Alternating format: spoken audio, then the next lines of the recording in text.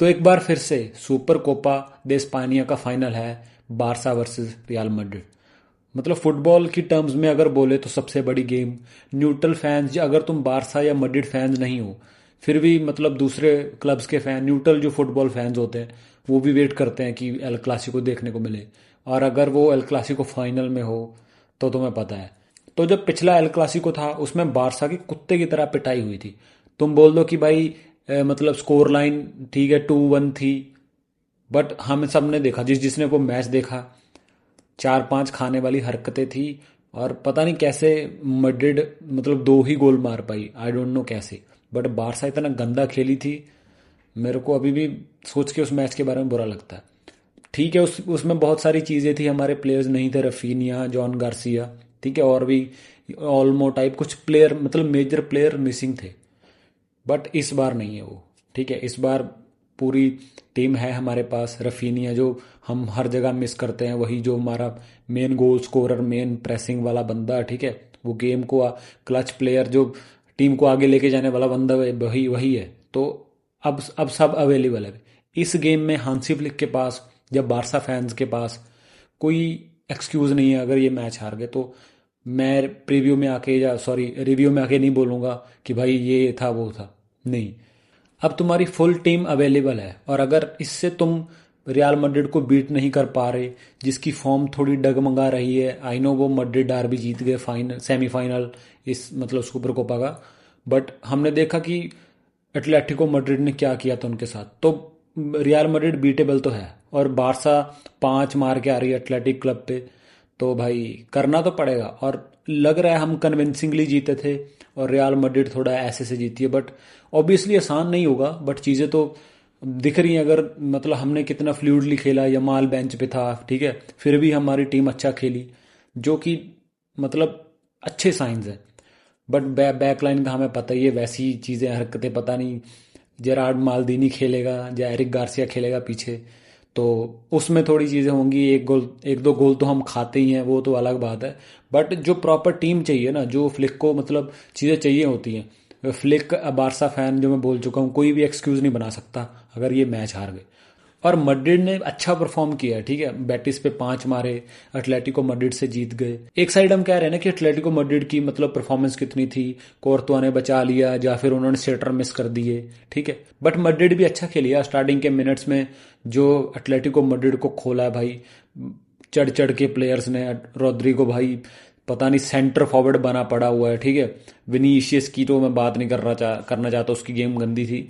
और उनका Gonzalo Garcia, वो पता नहीं हैरी केन क्यों बन रहा है, ड्रॉप करके लिंक अप करके चीज़ें, मतलब एंगल काटना, प्रेसिंग, ये कुत्ते की तरह। तो टीम अच्छा कर रही है, अच्छी चीज़ें हो रही हैं, ठीक है, आई नो। मतलब पास्ट रिजल्ट्स, मतलब अगर एक दो मैचेस छोड़ दे उतने अच्छे नहीं रहे हैं, और टीम भी थोड़ी मतलब थोड़ी ईगो इश्यूज हैं, बिगड़ी पड़ी है, ये सब कह सकते हो तुम। बट आसान नहीं होगा भाई मैच बारसा के लिए, कि हम ऐसे नहीं है कि पिछले सीजन की तरह 4 मार दिए, 5 मार दिए, ऐसा नहीं होगा। और जिस टीम में वालवर्दे जैसे प्लेयर्स हों भाई, क्या क्या बैंगर मारा था वो रॉकेट भाई, वो जो पीट रहा था ना, वो रिएक्शन, सच में यार, Barca fan, as a Barca fan, मैंने जो गोल देखा ना, वो सेम रिएक्शन था मेरा भाई, क्या गोल मारा था यार। और उसने जो कल दिहाड़ी लगाई है भाई, इतनी ज़्यादा एनर्जी, कभी ओवरलैपिंग रन, हमेशा अगर तुम्हारी टीम के पास बॉल है ऑन द बॉल, वालवर्दे तुम्हें हमेशा विंग पे दिखेगा, विड्थ देता हुआ, पिच को स्ट्रेच करता हुआ, ठीक है। जैसे ही बॉल लूज हुई, सबसे पहले वालवर्दे कुत्ते की तरह इतनी गंदी स्प्रिंटें मार मार के वापस आया, इतने एफर्ट भाई, ओए होए होए। तो ये जो मैं चीज़ें बोल रहा हूँ, ठीक है, इनका जो नया स्ट्राइकर है गोंजालो गार्सिया, जो हैरी केन बनता है लिंक अप करके, बैक मतलब बैकलाइन पे ड्रॉप करके, बैकलाइन पीछे ड्रॉप करके चीज़ें करता है, ठीक है। विनीशियस रोड्रिगो को के लिए ऑप्शंस खोलता है, और रोड्रिगो जो मैंने बोला कि वो सेंट्रली कर रहा था भाई, गोल भी मारा उसने, ठीक है। और बेलिंगम जो उसने कल किया, क्या गेम खेली उसने। तो आसान तो दोस्तों बिल्कुल भी नहीं होने वाला, ठीक है। अब तुम बोल सकते हो कि चुआमेनी, ठीक है, कामाविंगा, ये सब मतलब मिडफील्ड है, टेक्निकल कुछ दिख नहीं रहा, बेलिंगम थोड़ी चीज़ें कर देता है, ठीक है। तो अगर पेड्री फ्रेंकी अपनी पे आ गए तो मिडफील्ड में इनका भूत बना सकते हैं, ये सब चीज़ें हो सकती हैं, ठीक है। और मैड्रिड की बैकलाइन, रूडिगर और असेंसियो, जो इतना अच्छा परफॉर्म नहीं किया कल, कह सकते हैं, ठीक है, उनको सब्सिट्यूट भी कर दिया, फिर कारेरेस उनका सेंटर बैक बन गया। तो चीज़ें उतनी अच्छी भी नहीं है लेकिन उतनी ख़राब भी नहीं है। अब एक लास्ट दो गेम्स में अच्छा खेल खेलें कह सकते हैं, रिजल्ट तो आए भाई, 5 मारना, उसके बाद एटलेटिको मैड्रिड को मैड्रिड आर्मी में सेमीफाइनल में हराना, ठीक है, आसान बात तो नहीं है। तो बारसा के लिए मुश्किल तो है यार। और तुम ऐसे मैड्रिड में जो मैंने दो तीन बंदे बोले ना कि वलवर्दे, बेलिंगम, ठीक है, और गोंजालो गार्सिया, आई नो वो स्टार्ट करेगा। अभी एम्बापे मतलब इंजरी से आया है, मतलब हो सकता है वो वही एम्बापे स्टार्ट कर दे, बट इंजरी से, अगर सीरियस इंजरी थी, इतनी सीरियस नहीं थी, अगर इंजरी से आ रहा है तो मेरे हिसाब से बेंच से स्टार्ट करेगा एम्बापे, ठीक है। और विनीशियस की तो प्रेसिंग प्रूसिंग की बात हमने देखी, वो कितना ढीला, मतलब जावी अलोंसो के अगर गेम प्लान की बात करें तो विनीशियस तो बू हो रहा था भाई, वो कल कल भी बू हो रहा था, ठीक है। सिमियोने ने पता नहीं उसको क्या बोल दिया। तो विनीसियस की तो अलग बात है, वो इंडिविजुअल परफॉर्मेंस अगर अपनी पे आ गया, उसने भी भूत बना देना है, वो अलग बात है। बट एज अ टीम में मेरे को नहीं लगता विनीसियस कुछ अलग से कर पाता है, मतलब जो चाहिए जावी अलोंसो को। पर इनका जो लेफ्ट बैक है कारेरास, भाई उसने जो ओवरलैपिंग रन मारता है ना, जो जावी अलोंसो को हमेशा चाहिए होता है, भाई उससे मेरे को कभी कभी डर लगता है यार। क्योंकि पिछली बार लमीन यमाल ने, ठीक है, मतलब बारसा के पास उतनी बॉल आई थी या नहीं आई थी, लमीन यमाल वर्सेस कारेरस हुआ था, कारेरस ने किया थी भाई चीज़ें, ठीक है, रोका था।